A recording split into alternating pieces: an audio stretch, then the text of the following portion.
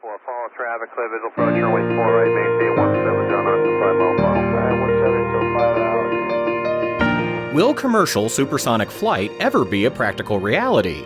And can it be made sustainable as well? From the National Business Aviation Association, this is Flight Plan.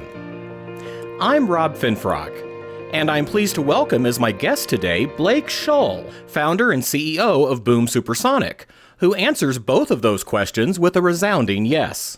We have the ability today to go design a far more efficient supersonic airplane than we could have done in the 1960s. Concorde was a marvelous technical accomplishment, but it didn't think too hard about economics, and it didn't think too hard about sustainability.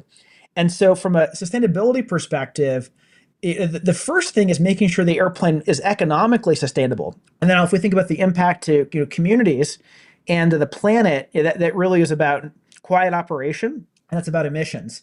We'll get into the details of how Boom looks to make that happen in a bit.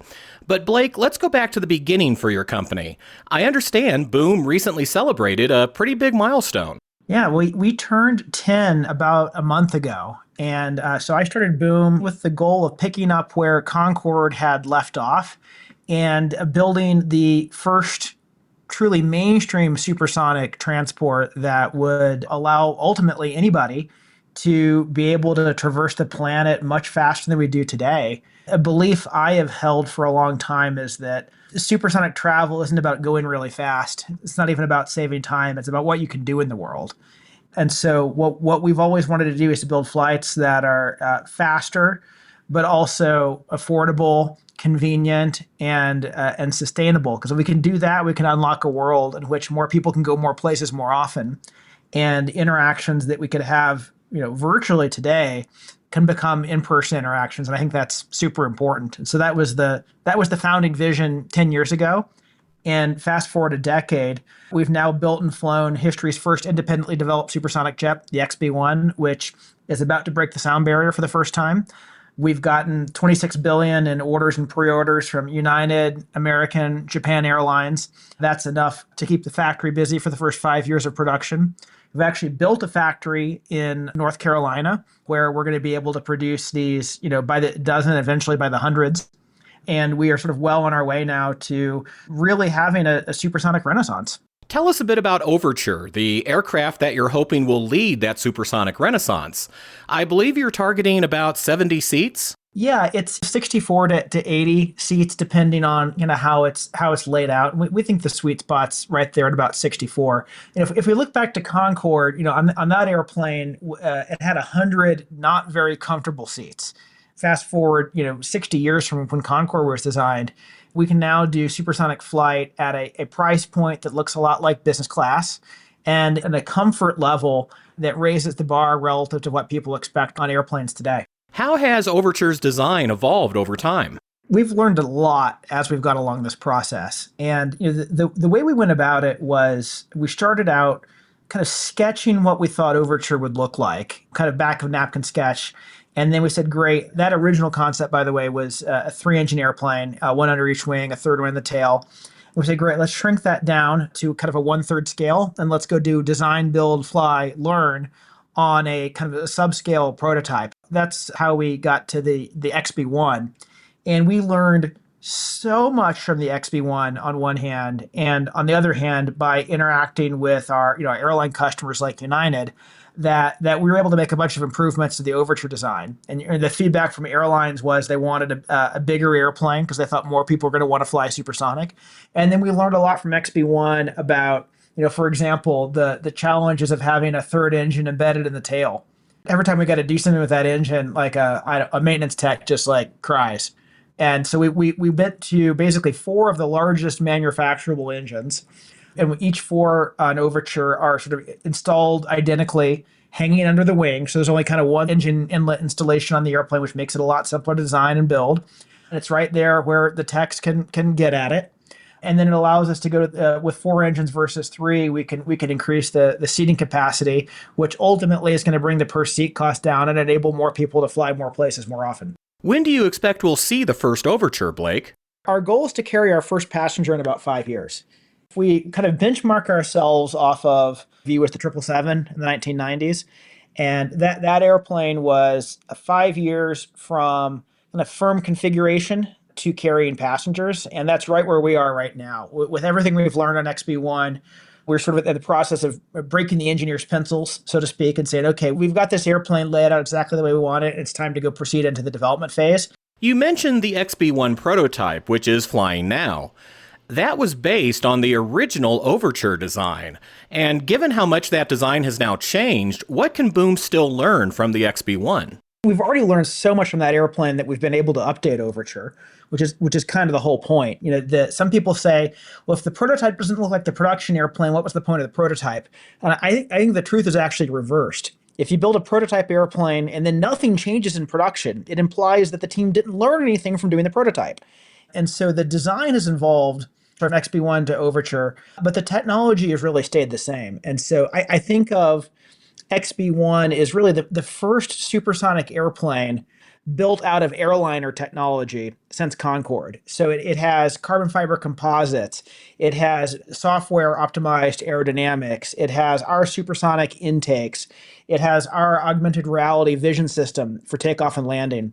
Those fundamental technical elements are exactly what's found on Overture, although we've changed other things. We've gone from 3 engines to 4. We've improved the aspect ratio of the wings. We've gone to a higher aspect ratio. That was something that very much came out of kind of learning the challenges of a slender delta wing on XB1 and realizing there was a better path for Overture. Let's talk about another important aspect with any supersonic aircraft. You've taken a different path by developing in-house the Symphony engines that will power Overture. What additional challenges does that bring? A thing people may not appreciate about supersonic aircraft and supersonic engines is there isn't really such a thing as a supersonic engine. The engines themselves are all turbofans. They're all subsonic on the inside. And what makes a supersonic powertrain different is really what goes around the engine. It's about the intake and the exhaust. And the engine intakes basically take supersonic oncoming airflow, slow it, compress it, and feed it to the front of the engine about half the speed of sound. And then there's a nozzle in the back of the engine that reaccelerates that air to supersonic speed so you can generate thrust. There's nothing fundamentally different about a supersonic engine, but every airplane ideally wants an engine that fits that airplane well. And we looked at taking, off-the-shelf subsonic commercial engines and modifying them for supersonic flight. And we found that came with a lot of drawbacks in terms of fuel efficiency or sustainability, compatibility, or really just able to get some reliability where we wanted it to be. And so we chose to design our own turbofan. That's what we call the Symphony. And that way Overture gets an engine that exactly meets Overture's needs for highly fuel efficient, highly reliable, highly sustainable supersonic flight. And that leads us back to where we began this conversation. The words supersonic and sustainable have never really gone together. How does Boom plan to change that, Blake? It's funny, we look at supersonic passenger flight and we tend to judge it by the pros and the cons of Concorde, which was really just one airplane that was designed in the 1960s with slide rules and drafting paper and wind tunnels. And it's as if we judged computers by the UNIVAC. And somehow we never did anything after that. And then everyone would be like, well, we couldn't possibly have a smartphone because computers are like the UNIVAC. But yet that's the world of supersonic flight. We only had one. We had it in the 1960s, and we quit innovating. And so, but fast forward more than half a century, we now have a technological revolution in every component used on airplanes. We've got carbon fiber composites instead of aluminum. We have turbofan engines that don't need afterburners instead of converted military engines with afterburners. We've got advanced aerodynamics, more aerodynamic efficiency. We have anything that's electronics has gotten more powerful and lighter. If you look at Overture next to Concorde, everything about the design is about quiet. And so we've gone to a higher aspect ratio wing, which reduces the thrust requirement in subsonic operations, which means less noise. And then those engines have gone from afterburning turbojets to medium bypass turbofans. So that means quiet. And all that adds up to, from a noise perspective, we're going to meet the same most stringent noise rules that apply to latest generation subsonic jets. So, airport communities can be excited when Overture comes, that they're going to get better connectivity to the rest of the planet, not have to be worried that their windows are going to rattle. So that's about, quiet operation. And the sonic booms, we put them out over open ocean, where no one's there to hear them. So you don't have to worry about a sonic boom. You're never going to hear one. We fly right under the speed of sound over land, which is 20% faster than the Boeing or Airbus. Out over open ocean, we open up the throttles, go twice as fast. So 20% faster over land, no sonic boom. 2 times faster over water, no one's there to hear the sonic boom.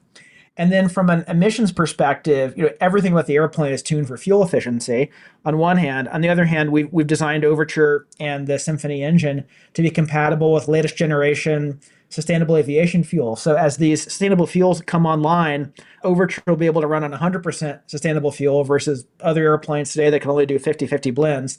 And that means as those fuels scale, there's actually going to be a carbon advantage in flying supersonic relative to flying subsonic on a legacy airplane that can't take the advanced fuels.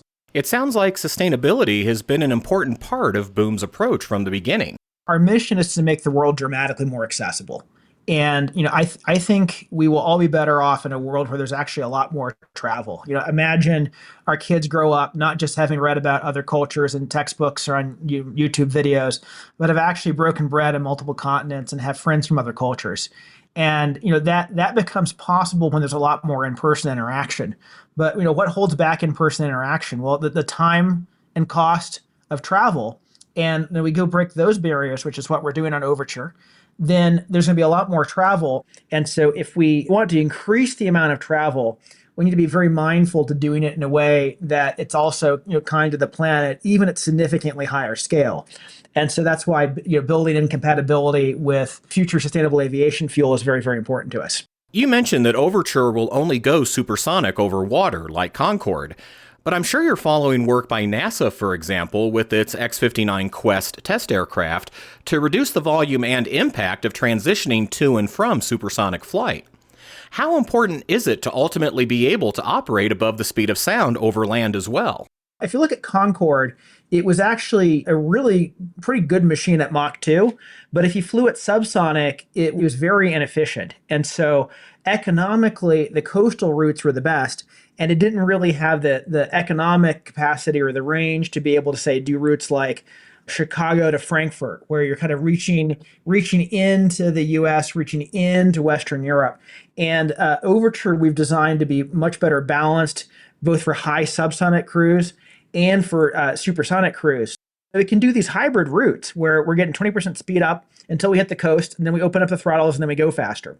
To your point, when you can fly, say from Tokyo to Seattle in 4.5 hours, and then flying Seattle onward to Washington, D.C. actually takes longer, a lot of people are going to say, what? What does it take to get supersonic flight everywhere?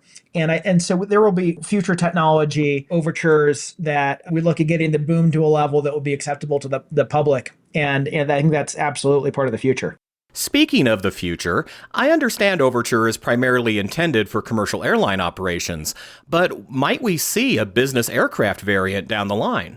We've already sold a few Overtures for personal or corporate use, and I think there'll be a few more like that. Using an Overture, though, as a business aircraft, it's sort of BBJ-like. It's a lot of airplane, and it's designed to operate out of large commercial airports. It's not going to do Teterboro. It's not going to do Aspen. It's not going to be able to do the GA airports that are part and parcel to business aircraft operation. I think there will be future airplanes, probably from other manufacturers, that provide that capability. You could think of 4 Symphony engines makes an Overture. 2 might make a pretty interesting business aircraft, and I think that's something where we would look to partner with others to develop that airplane. But it's probably worth addressing, why didn't we start there? For a long time, the industry thought that when supersonic flight came back, it wouldn't be an airliner, it'd be a business aircraft. And it stands to a certain amount of reason. The people who fly private are the ones whose time is most valuable, who are kind of most willing and able to pay a premium for speed. And it would make a lot of sense that would be sort of a beachhead market for supersonic to then scale ultimately to commercial markets. And yet that's not what's actually happened. Everybody who's tried to do a supersonic business aircraft has failed. And the reason goes back to the prohibition on supersonic flight over land. The high-end business jets today fly subsonic at just about the same speed Overture would subsonic. I think 935 is maybe the top speed now, and Overture can do 94. It's not a meaningful speed difference, and yet supersonic would come with other trade-offs. And so you don't see supersonic business aircraft today because the proposition would be something like, well, it's 50% more expensive than a G6, half the size of a G6, less range, and not faster 80% of the time the way people actually fly their airplanes, which is mostly over land in the business aircraft world today. But I do think in the future, when the supersonic speed limit over land turns into a noise limit instead, and then Boom and others can design supersonic aircraft to meet that noise standard, it's going to make a lot of sense to have a supersonic business aircraft, and that will absolutely come along. That will be exciting to see. Blake, thanks for taking the time to speak with me. You're clearly quite enthusiastic about the potential for supersonic travel. I just think it's a really exciting time in aviation. We went from the Wright brothers, forward to the moon landing in about 60 years, and just incredible progress in those 60 years. But yet, if we look from the late 1960s forward to present day, we can't fly any faster. And at least in the commercial world, we don't even fly as comfortably as we used to. And I think we're going to turn the pages in the 2020s, and we're going to restart that progress. I think there's a lot to be excited about, and there's more challenges that we still have left to overcome at Boom. But I think we're going to see the roaring 20s and the booming 30s, and I am very, very excited for the future of flight. You can follow Boom's progress at boomsupersonic.com and check out Blake's updates on the XB-1 flight test program on X. Also be sure to visit nbaa.org for the latest information on supersonic flight, advanced air mobility, and other exciting emerging technologies charting our industry's future. And that's the latest from the National Business Aviation Association. Remember, you can subscribe to all Flight Plan episodes at Apple Podcasts, Google Podcasts, and Spotify, or wherever you find your favorite podcasts, including by asking your virtual assistant or connected device. Of course, you can also download Flight Plan directly from nbaa.org. I'm Rob Finfrock. Thanks for listening, and join us next time for a new episode of Flight Plan. Right base, sending out 3500. We got him inside. We're slowing back to 170, coming